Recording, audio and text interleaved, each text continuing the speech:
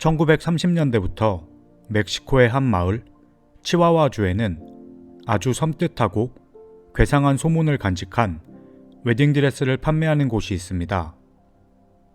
파스쿠알라 에스파르사 부티크라고 하는 가게는 쇼윈도에 예쁜 웨딩드레스가 입혀진 마네킹이 전시되어 있습니다. 그리고 그 마네킹 중 하나가 소문의 근원이었습니다. 가게 앞을 지나는 사람들은 마네킹이 너무 예뻐서 쳐다보고 있으면 마네킹과 눈이 마주치는 듯 했고, 어떤 사람들은 마네킹이 움직이는 것 같다고 느끼기도 했고 미소를 짓는 것처럼 느껴지기도 했다고 합니다. 무엇보다 사람들이 마네킹을 보면서 섬뜩하다고 생각했던 이유는 마네킹의 모습이 가게 주인이었던 파스쿠알라의 세상을 떠난 딸의 모습과 너무나 닮아 있었기 때문입니다. 딸의 죽음에 관해서는 몇 가지 이유가 돌고 있는데, 독거미에 물려 사망을 했다는 이야기와 정갈에 쏘여 죽었다는 이야기가 있는데, 안타까운 건 곧 결혼을 앞두고 세상을 떠났다는 것입니다. 딸이 세상을 떠난 후 슬픔을 애도하며 가게는 한동안 문을 열지 않았고, 다시 가게가 문을 열게 됐을 때 세상을 떠난 딸의 모습과 꼭 닮은 마네킹이 웨딩드레스를 입고 전시되어 있었습니다. 이 마네킹을 본 사람들은 세상을 떠난 딸을 너무 그리워한 나머지 아버지인 파스쿠알라가 시신을 방부 처리한 뒤 마네킹을 만든 것이라는 소문이 퍼지기 시작합니다. 흉흉한 소문은 파스쿠알라에게까지 전해졌고, 파스쿠알라는 말도 안 되는 소리라며 부정을 했지만, 딸의 모습을 꼭 닮은 마네킹은 항상 자신만이 관리를 했고 옷을 갈아입혔습니다. 자신 외의 다른 직원들은 손을 대지 못하게 하며 철저하게 관리를 했기 때문에 마네킹에 대한 궁금증은 더해갔습니다. 마네킹을 가까이에서 볼 수 있었던 직원들의 고백은 놀라웠는데, 당시가 1930년대라는 걸 감안한다면 이 마네킹은 겉모습부터가 다른 마네킹들과는 완전히 달랐습니다. 보통 마네킹은 가발을 씌워 치장을 했는데, 딸의 모습을 닮았던 마네킹은 사람과도 같아 보이는 정교한 속눈썹과 머리카락을 가지고 있었습니다. 그리고 마네킹의 손은 누가 봐도 마네킹의 손이 아니라 사람의 손과 같았습니다. 손에는 손의 잔주름과 손금을 가지고 있었고, 선명한 지문이 있었고, 손가락을 구부리며 생기는 모든 형태의 근육, 솜털 등은 결코 마네킹의 손이 아니었습니다. 이뿐 아니라 보통 마네킹은 손톱 모양이 없거나 손톱 모양이 새겨진 형태로 제작이 되는데, 이 마네킹은 손톱을 가지고 있었고, 내성 손톱 모양의 손톱과 큐티클 부분까지 가지고 있었습니다. 마네킹의 옷을 갈아입히는 모습을 훔쳐봤던 직원들은 미세한 핏줄, 다리에는 털까지 나 있었다고 합니다. 당시에는 마네킹을 이 정도로 만들 수 있는 기술력도 없었고, 마네킹을 이렇게까지 정교하게 만들 필요도 없었습니다. 너무나 정교하게 사람처럼 만들어진 마네킹, 그리고 무엇보다 파스쿠알라의 세상을 떠난 딸의 모습과 꼭 닮은 이 마네킹을 마을 주민들은 리틀 파스쿠알라라는 별명으로 불렀습니다. 1930년대 이토록 정교하게 마네킹을 제작하기 힘들었다면, 그럼 소문처럼 파스쿠알라는 죽은 딸을 방부 처리를 해서 마네킹으로 제작을 했던 것일까요? 방부 처리를 아무리 잘했다고 하더라도 시신을 처음과 같은 상태로 꾸준히 유지하기에는 한계가 있다고 합니다.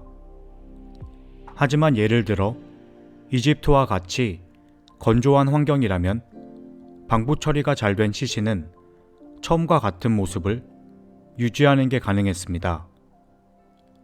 마찬가지로 멕시코 치와와주 역시 사막으로 인해 매우 건조한 기후 조건을 가지고 있었기 때문에 만약 시신을 미라화시키려 한다면 매우 적절한 조건을 가지고 있었습니다.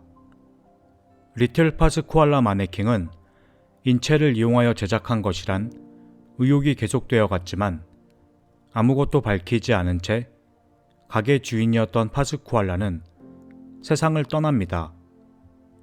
가게는 잠시 동안 조카의 가족에게 운영이 되다 새로운 주인을 찾게 됩니다.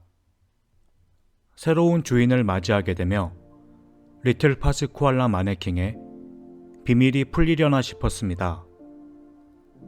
하지만 새로운 주인 역시 마네킹에 대해선 일체 어떤 이야기를 하지 않았고 정해진 직원에 한해서만 드레스를 갈아입히며 특별 관리를 하도록 했습니다. 프랑스에서 멕시코를 방문했다 리틀 파스쿠알라 마네킹을 보게 된 한 마술사가 있었습니다.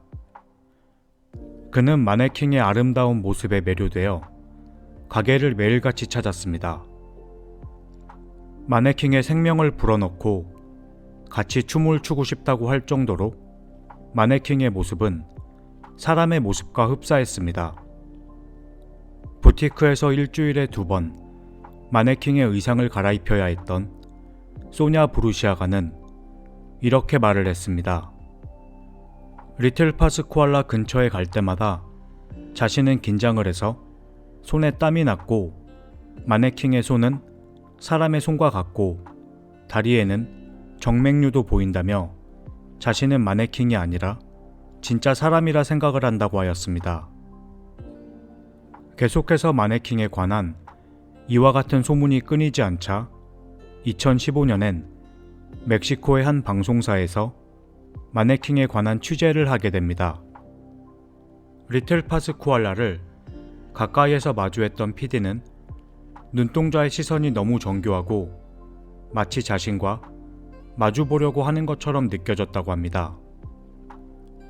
그는 마네킹의 손을 자세하게 살펴봤는데 손은 힘줄과 손가락 지문, 손에 난 털도 확인할 수 있었고 손에서 돌출된 뼈도 확인했다고 합니다. 그리고 마네킹이라면 손을 이렇게까지 정교하게 만들 필요가 있을까 생각을 했습니다. 전문가들은 처음에는 마네킹이 시신이 아니라고 했습니다. 그들의 의견은 시신을 마네킹으로 제작했다는 리틀 파스쿠알라가 러시아 붉은 광장에 안치된 레닌의 미라보다 더 나은 상태처럼 보인다며 이는 불가능하다 했습니다.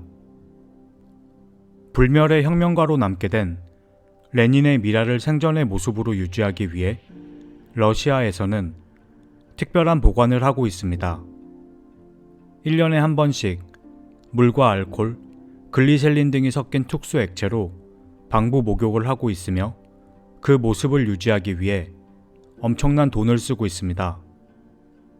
리틀 파스쿠알라의 경우는 일상적인 환경과 채광이 밝은 창문을 항상 마주하고 서 있는데 이러한 환경에선 방부 처리가 잘 된 시신이라 해도 이런 모습을 보존할 수가 없다는 게 전문가들의 의견이었습니다.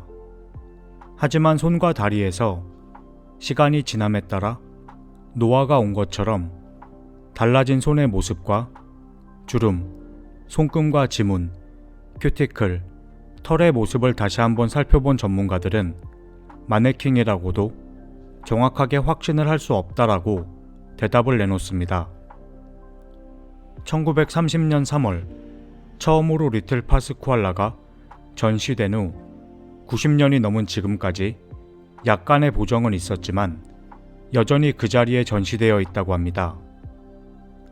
여전히 놀라울 정도로 생생하고 장밋빛 뺨과 자연스러운 머리카락, 맑은 눈, 그리고 너무나 사람 같은 손을 간직하고 있으며 만약 근처를 방문하게 된다면 꼭 보고 가야 하는 곳으로 자리 잡게 되었다고 합니다.